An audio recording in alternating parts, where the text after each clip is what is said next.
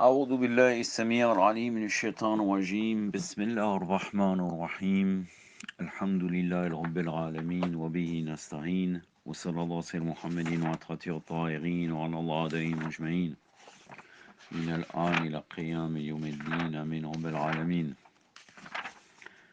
Une audio concernant la détermination du mois de Ramadan et autres mois, des autres mois, donc les dates ou les mois islamiques. Ça va être une vidéo de jurisprudence comparée. C'est un discours d'un cheikh de Minhaj Salafi qui s'appelle Mohamed Jibali. Dedans, je donnerai les sources de divergence et avec les différentes opinions des savants d'une manière globale, non pas détaillée, et c'est-à-dire de manière des savants de Ahlul Bayt, alayhum salam, tout en faisant la lecture de ce discours. En l'occurrence, c'est un discours qui a été écrit. En dessous de la vidéo, je mettrai l'excellente vidéo sur l'observation de la lune de Shir Murtada Raja Hossein, ainsi que la vidéo de Feu Yahya Bono sur la position des savants concernant la vision de la lune. C'était une vidéo que j'avais postée sur mon propre compte. Donc je vais commencer le discours, mis à part l'introduction qui ne sert strictement à rien, qui sont les formules d'usage et la manière que ces gens prient sur le prophète sallallahu alayhi wa alayhi, d'une manière erronée, plus les choses habituelles qui sont comment ils commencent le discours. Donc là, au début, il parle des nouvelles lunes qui déterminent les dates islamiques. Allah subhanahu wa ta'ala a fait de l'observation du croissant le seul moyen d'établir les dates d'occasion islamiques diverses comme le Haïd, les Aïd et le Hajj. Il t'interroge, c'est-à-dire le prophète sallallahu alayhi wa sallam, sur les nouvelles lunes, dit elles servent aux gens pour compter le temps et aussi pour le Hajj. C'est la sourate al-Baqarah, le verset 189, donc la sourate de la vache, la sourate numéro 2. Ba'da billahi sami' al-alim min ash-shaytan ar-rajim. Yasalunaka anil hillati kul ayya muwaqitu lin-nas wal hajj. Sadaqallahu al-ali al-alim. Elle sert de repère de temps pour les hommes et pour le pèlerinage. Donc là, je continue. Donc là, tout ça, toutes les références qu'il va donner, bien entendu, sont des références bacrites. Moi, je me contente uniquement de rappeler un peu les points de divergence et ma position par rapport à ce sujet-là. Donc là, il commence, plus particulièrement le messager. Donc là, il dit sallu alayhi wa sallam, bien entendu, il se trompe, sallallahu alayhi wa sallam, a souligné que l'observation du croissant exigeait dans la détermination des débuts à la fin du mois de Ramadan.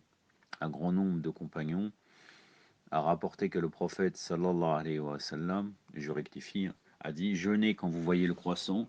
Si vous ne l'apercevez pas, complétez donc à 30 jours le mois de Charban et rompez votre jeûne à la vue du croissant. Si vous ne l'apercevez pas, jeûnez 30 jours. Ça, c'est un hadith qui vient confirmer un verset coranique. Et il n'y a pas de problème. Nous avons à peu près les mêmes textes dans Ahlul Bayt. La référence là, c'est Bukhari et Muslim, bien entendu. Le prophète sallallahu alayhi wa sallam a pris grand soin de déterminer précisément le commencement de Charban, parce qu'on peut alors rompre 29 jours et observer le croissant de Ramadan, du mois de Ramadan, ou achever 30 jours avant le jeûne. Il marque Ramadan, mais nous on dit mois de Ramadan, puisque Ramadan est un nom d'Allah Azzawajal. Donc normalement, il ne dit pas le Ramadan vient ou Ramadan est parti, parce que c'est un nom, donc il faut dire le mois de Ramadan. Donc il a pris soin de déterminer précisément le commencement de Charban, parce que l'on peut alors compter 29 jours et observer le croissant du mois de Ramadan, achever 30 jours avant le jeûne. Donc là, c'est très important, effectivement. Normalement, il faudrait regarder chaque mois la lune, parce que si on commence décalé, on ne va pas tomber juste sur le début du mois de Ramadan. Admettons qu'on regarde, on était déjà à 30, alors qu'en fin de compte, on peut se tromper. C'est-à-dire qu'il faut vraiment déterminer le début du mois de Charban pour pouvoir compter 29 jours et savoir, alors 29, on en est où? Au 29, est-ce qu'on voit la lune? Au 29e jour, 29, le soir du 29e jour du mois de Charban ou pas? Donc c'est important. Aïcha, larnatullah alayha, eux disent radiallahu anha, mais on va dire larnatullah alayha, puisque c'est ce qui lui donne de droit, c'est son droit, c'est donner le droit de Aïcha de la maudire. Aïcha, larnatullah alayha, a dit le messager sallallahu alayhi wa sallam avait l'habitude d'être plus concerné par la détermination du commencement de Charban que pour tout autre mois. Alors il jeûnait en l'apercevant, le croissant le mois de Ramadan, si c'était obscur, il comptait 30 jours de Charban et ensuite jeûnait. Donc là, hadith authentique d'après eux rapporté par Abu Daoud et Ahmed. De toute façon, il faut observer la lune tout le temps, mais c'est vrai que Charban, il faut faire attention. Maintenant, est-ce que le prophète, il ne regardait pas chaque mois? J'en doute fort, la lune. Témoins nécessaires pour établir l'observation. Les ulama sont d'accord que 2 témoins musulmans dignes de confiance sont suffisants pour établir l'observation de la lune. Ceci est basé sur des narrations de nombreux compagnons qui rapportent que le messager sallallahu alayhi wa sallam a dit: si 2 témoins musulmans témoignent qu'ils l'ont vu, alors jeûnez ou rompez votre jeûne. Rapporté par Ahmed el-Nisahi Daraqutni. Dans Al-Bayt, et je pense que chez eux aussi, sauf qu'il ne l'a pas précisé, c'est 2 témoins hommes. Sinon, il faut 2 femmes pour un homme. C'est-à-dire que là, il faudrait éventuellement 4 femmes. Et encore, je crois même que c'est pas une évidence pour certaines choses, mais il me semble que pour la lune, c'est valable. Donc s'il y a une femme, il faut une deuxième femme plus un homme pour témoigner de la lune.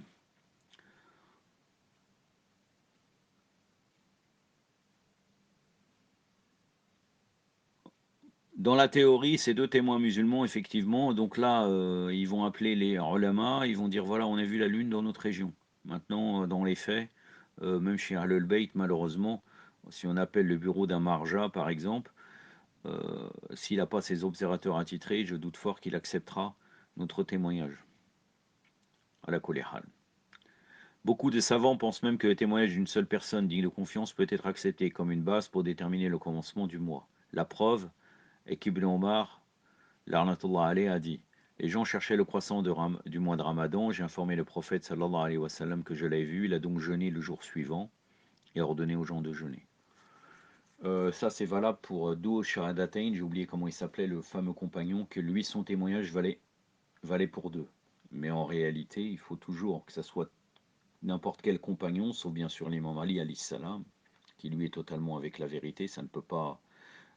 Celui qui douterait qu'il y aurait besoin d'un deuxième témoin, ça serait complètement erroné, bien entendu. Et puis celui qu'on appelait douche sur un datain, c'est-à-dire celui qui a 2 témoins, j'ai oublié comment il s'appelle, c'est retrouvable facilement. Et sinon, il faut même que ça soit n'importe quel compagnon, ou n'importe quel saint, ou n'importe quel rapproché, il faudra toujours 2 témoins pour déterminer la lune. Preuve astronomique. Certaines personnes suggèrent d'employer des calculs astronomiques exclusivement ou partiellement pour déterminer la visibilité et la précision de l'observation du croissant. Ce n'est pas une suggestion nouvelle, cela a été soulevé au premier temps de l'islam et le prophète sallallahu alayhi wa sallam l'a rejeté. Ibn Omar a rapporté que le messager sallallahu alayhi wa sallam a dit: nous sommes une nation illettrée, nous n'employons pas l'écriture ou le calcul pour notre jeûne. Un mois est ainsi, ainsi, ainsi. Il a montré ses mains 3 fois, puis on le pousse sur la 3e fois, signifiant 29 jours, ou ainsi, ainsi, ainsi. Il a montré ses mains 3 fois, signifiant 30 jours. Al-Bukhari, Muslim, Abu Daoud et Nisa'i. Je ne suis pas sûr qu'à l'époque, forcément, il y avait des calculs astronomiques très développés. Je doute de cela, sincèrement, de cette information-là. En tout cas, d'une manière totale d'utiliser les calculs astronomiques, c'est erroné d'après la majorité des savants de Ahlul Bayt alayhim salam. On va y revenir.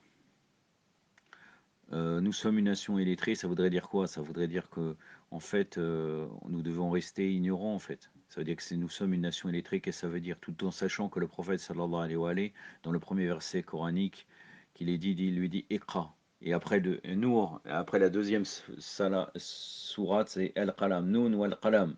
Il jure par la plume. Et on doit rester, on est une nation illettrée. Qu'est-ce que ça veut dire? Donc là, qu'on n'observe pas l'astronomie, c'est possible, mais de dire comme quoi, voilà, c'est comme ça, et le mois est comme ça, etc., nous sommes une nation illettrée, c'est bien entendu faux. La version d'Abu Daoud ajoute plus loin: ainsi, Ibn Omar avait l'habitude de finir le jeûne avec le reste des gens sans compter sur ses calculs. Cela montre que le messager, sallallahu alayhi wa sallam, voulait garder cette adoration simple et au niveau du peuple, loin de l'influence et du contrôle d'un savoir scientifique spécialisé soi-disant entre parenthèses douteuses. Ça, c'est leur école qui dit ça. Cela montre aussi, comme a dit Ibn Taymiyyah, La'natullah alayh, que la description de cette nation comme étant illettrée est un éloge, en cela qu'il est indépendant de tout moyen compliqué dans l'accomplissement de ses adorations de base. Quiconque rejette cela outrepasserait l'ijma, le consensus des savants respectables, essayant de gâter la beauté et la simplicité de cette religion, et surtout désobéirait directement au messager, sallallahu alayhi wa sallam. J'aimerais bien savoir, alors, si c'est comme ça, pourquoi il y a une jurisprudence. Bon, d'autant plus chez Ahlul Bayt, bien entendu, qui est très poussé, mais chez eux aussi, ils ont une jurisprudence. À quoi ça sert finalement? On doit laisser comme ça aussi. Comme ils disent certains soufis, Mimouna connaît Dieu, Dieu connaît Mimouna. Hein, c'est ça. C'est-à-dire, voilà. C'est-à-dire, on fait comme on veut, on est des gens simples. C'est bien entendu erroné, sans aucun doute. Une idée fausse très répandue, le vrai commencement d'un mois, une idée fausse très répandue pour beaucoup de personnes est que si nous ne faisons pas de notre mieux pour confirmer les témoignages de ceux qui prétendent avoir observé la Lune par une preuve astronomique et d'autres moyens, alors nous pourrions risquer d'annuler quelque chose de notre adoration en jeûnant de mauvais jours. Cette approche est rejetée dans l'islam de plusieurs manières. Première, le petit A, cela implique des doutes sur la véracité des musulmans justes. Au doul, cela est interdit dans les textes du Coran et de la Sunna. Ça, on peut être d'accord. Hein. On peut être d'accord. Parce que, est-ce que forcément, le but, c'est de tomber la pratique de la première lune, de la lune quand elle apparaît, au niveau scientifique? Bien entendu, non, la vision se base sur après le Marlow. Le B, cela s'oppose à la pratique du messager sallallahu alayhi wa sallam qui a accepté l'observation des gens sans délai et sans la comparer avec une preuve astronomique. C, cela ressemble à un comportement des juifs qui ont resserré les lois sur eux. Et Allah les a punis en les rendant même plus serrés. Le messager sallallahu alayhi wa sallam a dit: prenez garde à l'exagération dans la religion. En effet, ceux qui sont venus avant vous ont été détruits à cause de leur exagération dans la religion. Authentique rapporté par Nisa'i et d'autres. D. Cela montre l'ignorance du vrai début d'un mot islamique. Ibn Taymiyyah explique ce point. De nombreuses personnes qu'une fois que la nouvelle lune apparaît dans les cieux, cette nuit sera la première du mois, que les gens la voient ou non. Ceci n'est pas correct. Elle doit apparaître aux gens, ils doivent la voir pour débuter un mois. C'est pourquoi le messager, sallallahu alayhi wa sallam, a dit: le jeûne commence le jour où vous commencez à jeûner. Ce qui signifie, c'est le jour où vous savez qu'il est temps de jeûner, etc. Si vous ne savez pas, il n'aura aucune valeur pour vous. El Fatawa d'Ibn Taymiyyah, volume 5, page 203. C'est tout à fait juste parce que la Lune apparaît en journée, en réalité la nouvelle Lune, donc ce n'est pas possible.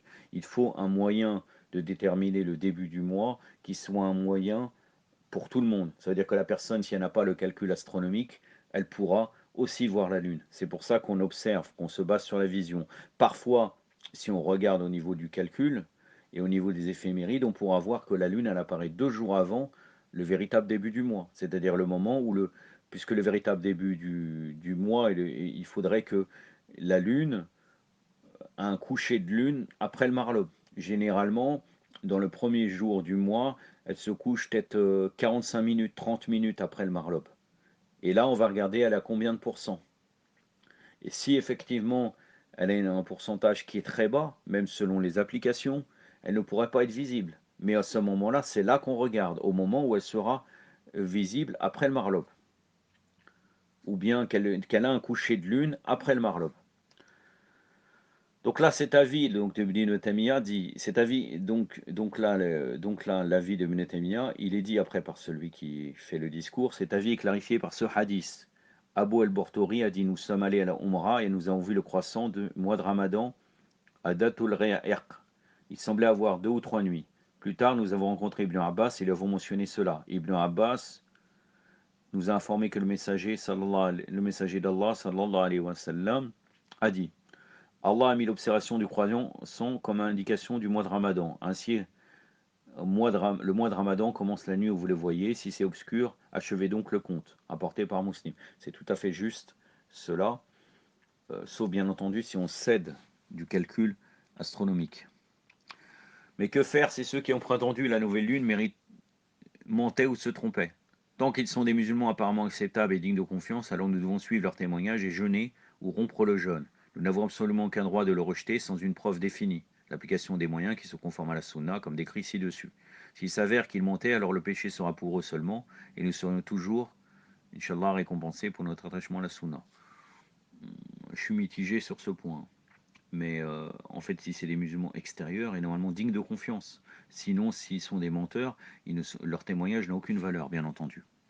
Unification des lieux d'observation. Les hadiths cités comportent un ordre général pour tous les musulmans de se soumettre à l'observation du croissant. Dans le même esprit, Abu Huraira, Aïcha et d'autres, l'arnatullah alayhum, ont rapporté que le messager sallallahu alayhi wa sallam a dit: le jeûne commence le jour où vous commencez à jeûner, el-fitr est le jour où vous rompez votre jeûne, el-hatra est le jour où vous sacrifiez.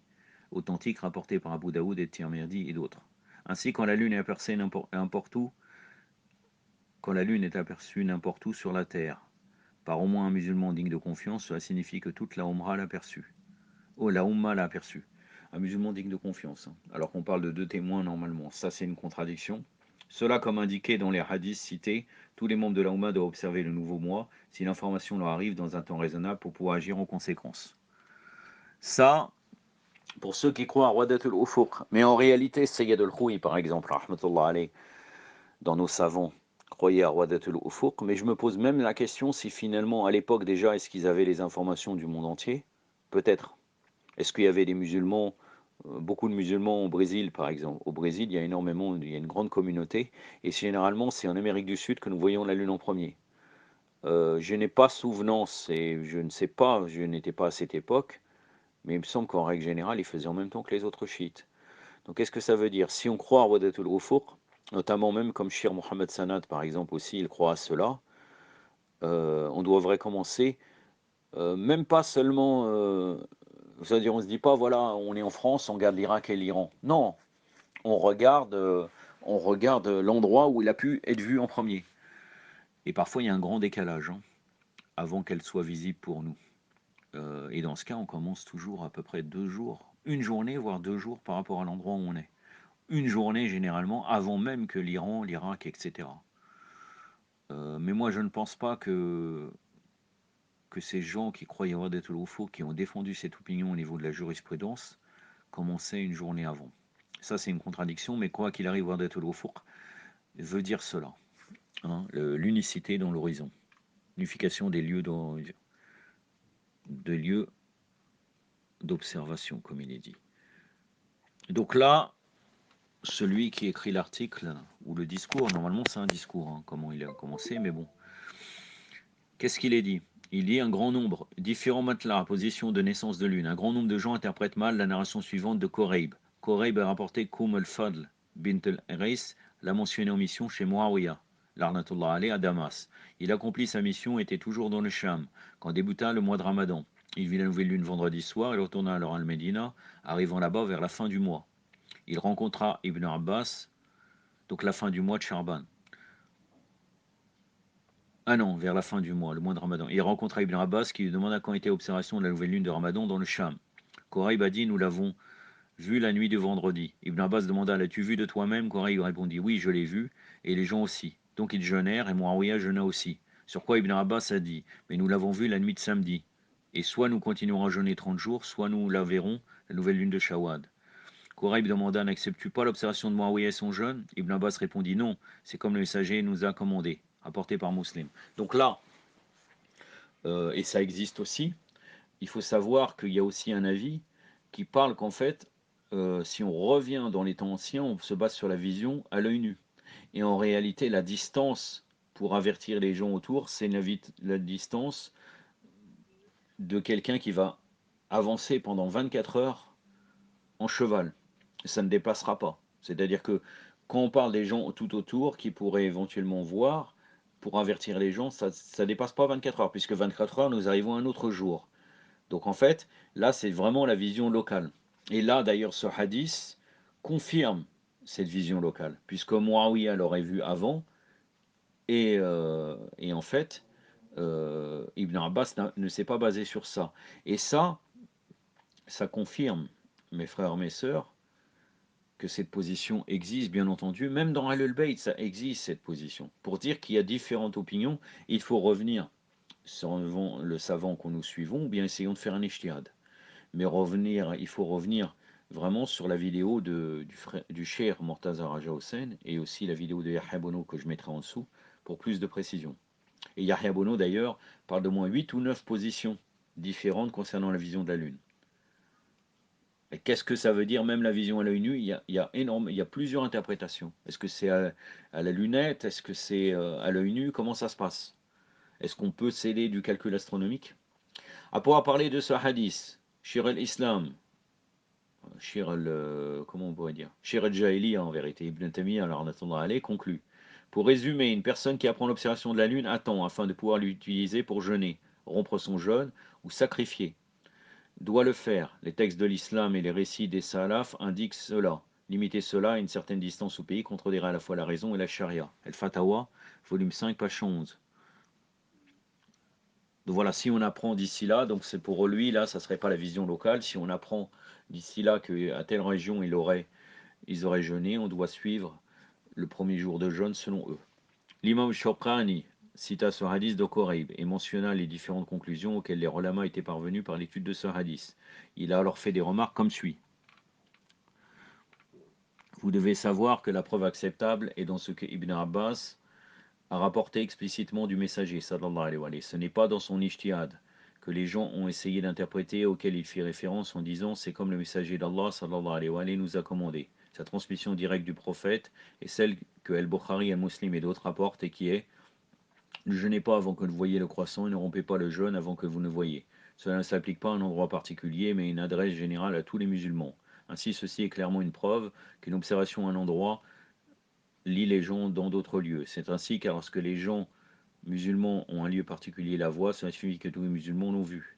Ainsi, ce qui s'applique à eux, ceux qui ont vu, s'applique aux autres dans d'autres lieux. Malgré que le Cham ne soit pas assez loin d'El Medina pour garantir un matelas différent, position de naissance de lune, Ibn Abbas a refusé de suivre l'observation de ces gens. Cela indique que son comportement était basé sur son ijtihad et n'est pas une preuve acceptable dans ce cas. Neilat al-Awtar, volume 4, page 268. J'ai beaucoup de choses à dire sur ça, parce qu'en réalité, c'est l'interprétation de Shawkani, comme quoi c'est son interprétation personnelle d'Ibn Abbas. En réalité, euh, ça existe de toute façon dans la jurisprudence, même de Al-Bayt de toute façon, qu'on peut se baser sur la vision locale.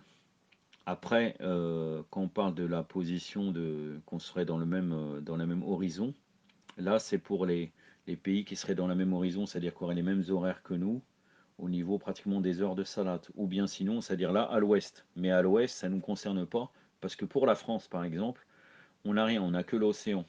Donc à l'est, on parle des pays qui sont voisins, ayant le même Ufuk à l'est, là on peut se baser sur eux. Sinon, normalement, d'une manière générale, beaucoup de ulama nous disent que la vision est locale. Est locale, ou bien les pays qui sont dans le même horizon à l'est. Encore une fois, ça sera dans la vidéo de Shir Mortaza Raja Hussein. Là, c'est l'interprétation en vérité. Rien ne dit dans le texte d'Ibn Abbas que c'était son propre ijtihad. Hein. Et même ne jeûnez pas avant que vous voyez le croissant et ne rompez pas le jeûne avant que vous le voyez. C'est son interprétation de Shawkani qui dit comme quoi, voilà, si les musulmans le voient, c'est comme ça. Alors qui nous dit que là, le prophète sallallahu alayhi wa sallam ne s'adressait pas aux gens dans son entourage.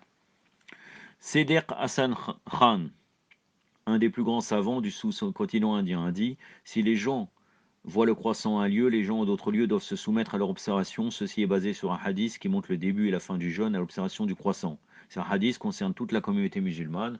Quand un musulman voit que le croissant n'importe où, son observation est une observation pour tous les musulmans.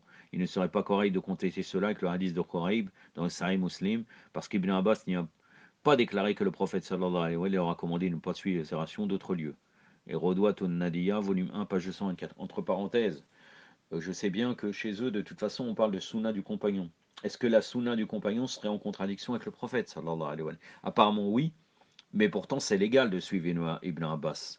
Mais normalement, encore une fois, quand on voit le texte, on pourrait comprendre que là, Ibn Abbas est basé sur le prophète sallallahu alayhi wa sallam. Donc il faudrait savoir, est-ce qu'on a la sunna du compagnon, puisque pour eux, un compagnon pourrait ériger une sunna, et des fois le compagnon a fait l'inverse de ce qu'a fait le prophète sallallahu alayhi wa sallam. Que doit-on faire? Je vous pose la question à vous, les mukhalifin. Donc là, ils vont dans le sens de la position de Wadatul Ufuq, comme quoi si on le voit quelque part, on pourra le faire partout.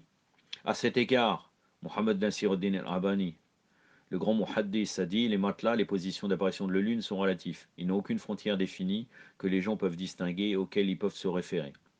La plupart des savants ne donnent aucun poids aux différences de matelas. Ceci est basé sur l'explication générale du hadith authentique: jeûnez à sa vision et rompez le jeûne à sa vision.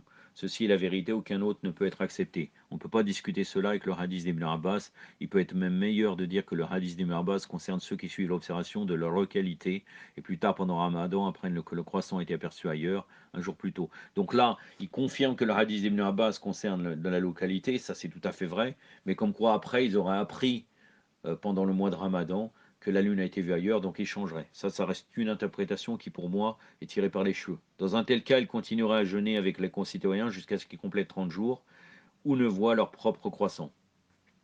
Cela enlève la confusion et laisse le hadith applicable en général à tous ceux qui reçoivent les nouvelles de la vision du croissant de n'importe quel lieu. Il est bien connu que cette question est très facile à accomplir de nos jours. La question peut être récapitulée dans les points suivants maintenant. 1. Le début d'un mois islamique ne peut être décidé pour le jeûne, le hajj et d'autres occasions islamiques que par observation à l'œil nu des nouveaux croissants.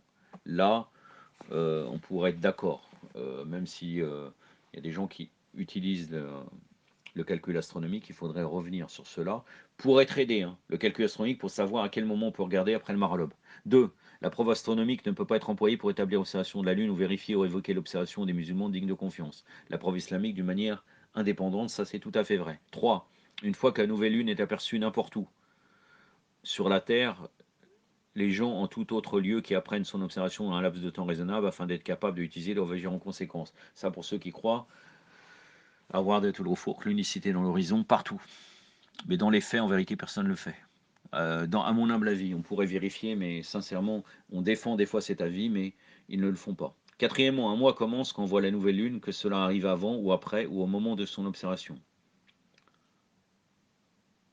Ça, c'est tout à fait vrai quand on voit la nouvelle lune, sans aucun doute. Nous demandons, voilà, après de nous montrer la vérité, nous permet de toujours suivre la sunna et notre dernière vocation.